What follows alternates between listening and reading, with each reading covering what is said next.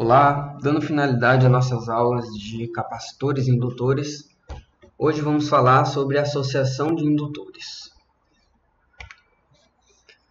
Então, dando um breve contexto, a gente sabe que em circuitos puramente resistivos, a associação série-paralelo age como uma poderosa ferramenta para a redução de circuitos. Ou seja, a gente consegue reduzir um circuito de tal forma a encontrar um circuito equivalente com uma quantidade menor de resistências e facilitar a resolução daquele circuito. Só que essa técnica de redução do circuito através de associações série-paralelo também pode ser estendida para ligações série-paralelo de indutores, assim como também de capacitores, como já foi visto no vídeo anterior também. Nesse caso, a gente quer substituir os indutores de um circuito por um único indutor equivalente LEQ, indutância equivalente. Então vamos lá. Vamos entender a associação em série primeiramente. Vamos supor um circuito contendo uma quantidade N de indutores em série. L1, L2, L3 até um determinado Ln. Como esses indutores estão em série, a mesma corrente passa por todos eles. Contudo, cada indutor vai apresentar uma tensão própria. O indutor L1 tem uma tensão V1, o indutor L2, V2 e assim sucessivamente. A gente quer, no final das contas, substituir esse circuito por um circuito desse tipo, contendo apenas um indutor equivalente. Como é que a gente faz isso? Vamos primeiro aplicar a lei de Kirchhoff das tensões. Pela lei de Kirchhoff das tensões, a gente sabe que a tensão entre esses terminais é igual à soma de todas as tensões em cada um dos indutores. Então, V vai ser igual à soma de V1 mais V2 até Vn, do indutor N. Só que a gente sabe, da aula anterior, que a tensão em um indutor K é dada pela indutância desse indutor K vezes dI/dt, que é a taxa de variação de corrente com relação ao tempo. E aí a gente vai obter, substituindo essa equação em cada um desses termos dos indutores, a gente vai ter que a tensão V é V1 L1 d1dt, V2 L2 dI/dt, V3 L3 dI/dt e assim sucessivamente. Percebe que a única diferença entre esses termos são justamente as indutâncias. Existe um termo em comum entre esses termos, que é justamente o dI/dt. Então, a gente pode colocar o dI/dt em evidência e somar todas as indutâncias, que são os termos não comuns entre cada um dos termos. Fazendo isso, a gente pode reduzir essa soma de indutâncias a um somatório de LK, K variando de 1 até N, sendo N o número de indutores. Essa soma é literalmente uma soma de indutores, do L1 até o Ln. E aí, eu posso, já que meu objetivo final é reduzir a um único indutor o circuito, eu posso aferir que esse único indutor é meu indutor equivalente.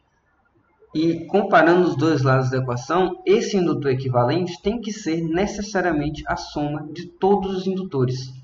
Então, associação em série para indutores, a indutância equivalente é a soma de todas as indutâncias que estão em série.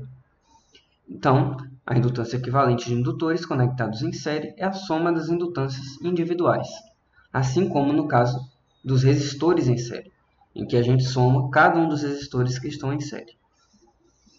No caso da associação em paralelo, a gente pode assumir um procedimento bem parecido.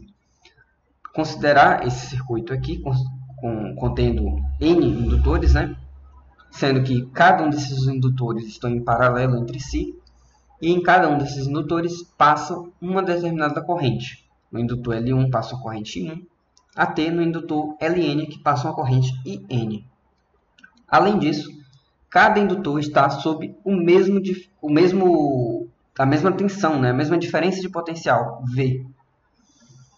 Então, no final, a gente quer um circuito desse tipo aqui, como no caso anterior. Então vamos lá. Aplicando a lei de Kirchhoff dos nós, dessa vez, a gente sabe que a corrente que entra nesse nó é a soma de todas as outras correntes, I1, I2, I3, AT e N. Porém, a gente sabe, lá da aula passada, inclusive, que a corrente em um indutor K é dada por 1 sobre essa indutância K, integral V dt mais IK em um determinado tempo t0. Essa integral ela tem um limite de integração t0 até t. Então, a gente pode simplesmente substituir cada uma dessas correntes individuais de indutores por uma expressão desse tipo. Então, a gente vai ter que I, repetindo essa equação, né? I é igual a I1. I1 aplicado a essa equação aqui vai ser escrito dessa forma. I2 dessa e IN dessa forma aqui. No final das contas, a gente percebe que existe um termo em comum a todos esses elementos, que é justamente a integral. Então, se a gente colocar essa integral em evidência, teríamos que para a expressão, né, essa integral ela iria multiplicar a soma dos inversos de cada uma das indutâncias. Só que, no final das contas, o que a gente quer, a expressão final se reduziria a isso daqui, né? Um somatório dos inversos de cada uma das indutâncias multiplicado pelo termo em comum, que é a integral, mais um somatório individual das correntes iniciais nos tempos t0. Então, no final das contas, o que a gente quer é encontrar uma relação desse tipo aqui, que contém apenas um indutor.